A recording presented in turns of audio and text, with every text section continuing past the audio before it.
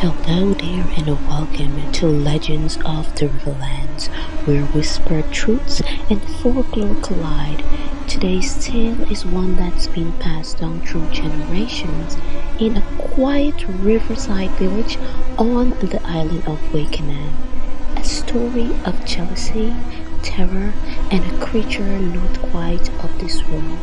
This happened in Maria's Pleasure. It was the weekend before Easter, a typical sun-drenched Saturday in the village of Maria Pleasure Sandtop. The earth was warm beneath bare feet, the water shimmered under the bright skies, and villagers bustled with purpose, hauling coconuts, plantains, and cassava from their backland, preparing to sell their harvest at the Perico market. Among them was my great-grandfather. Everyone called him Pa, a strong, respected farmer. He returned that afternoon in his small boat laden with dry coconuts, plantains, and many more produce, ready for the tide the next morning. He moored the boat near the old wooden cook, then called to his eldest daughters, Molly and Clara, only 11 and 12. Go to the shop, he said, and bring back gasoline, a comb, and kerosene. We need to light the flambeaux. In those days, electricity was for the rich. Poor families lit glass bottles with cloth wicks, flambeaux filled with kerosene. Simple, fragile, flickering light in the dark. At twilight fell, the girls set off, barefoot along the narrow sand path. Bushes swayed in the cooling breeze, shadows lengthened. Molly spotted a dog in the bushes, or so she thought.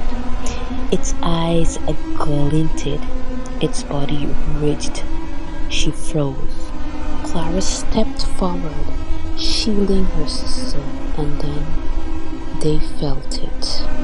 The ground itself rumbled from the overgrown bushes. It came, not a dog, not a dream, a massive alligator, longer than any man, its skin dark as the starless night, exploded towards them.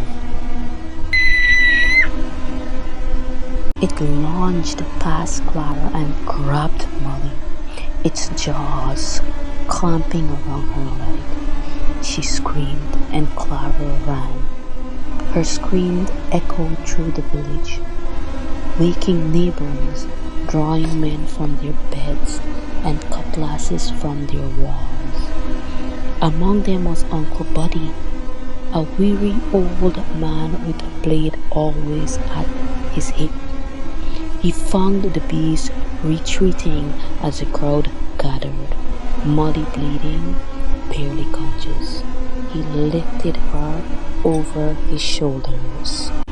But it wasn't over. As he carried her home, the thing came again. It climbed his back, clawed at him, tried to pull Molly away. The villagers screamed.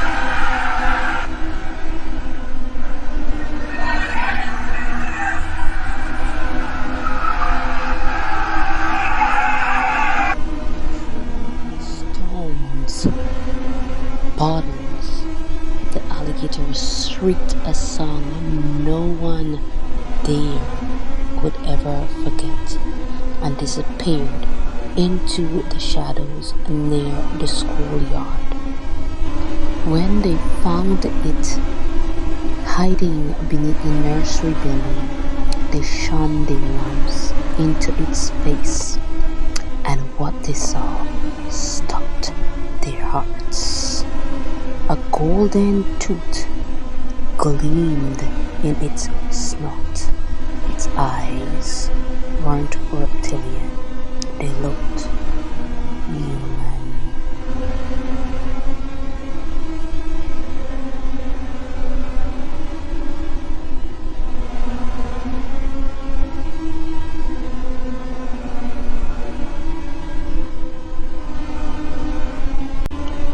One man whispered, "This ain't no animal.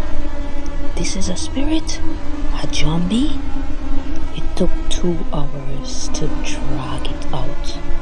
They tied it, beat it, killed it. But as it laid in the square, it didn't look dead. Its golden tooth still gleamed. Its eyes stayed open, watching.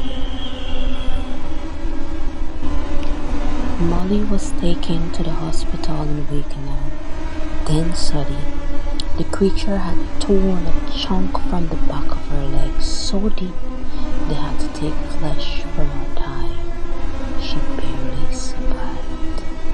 Back in the village, my great-great-grandmother, steeped in spiritual knowledge, declared that was no animal. That was an obvious spirit sent to destroy her family. You see, Pa always had the best produce at the market. He sold out before anyone else, and jealousy is a powerful, dangerous thing. On Easter Sunday morning, instead of going to the market, Pa stood behind the alligator's corpse, Molly beside him, limping but alive. He pointed at the body and said, "Whoever sent you, go back to them." And the eyes closed. Then came Aji and Granny Esther. They soaked a flambeau in white kerosene and burned the beast to ash. As it burned, the smoke turned green, smell impossible to describe, and then the fire died. All that remained were human bones. For a while, no one ever saw an alligator in Maria Pleasure again.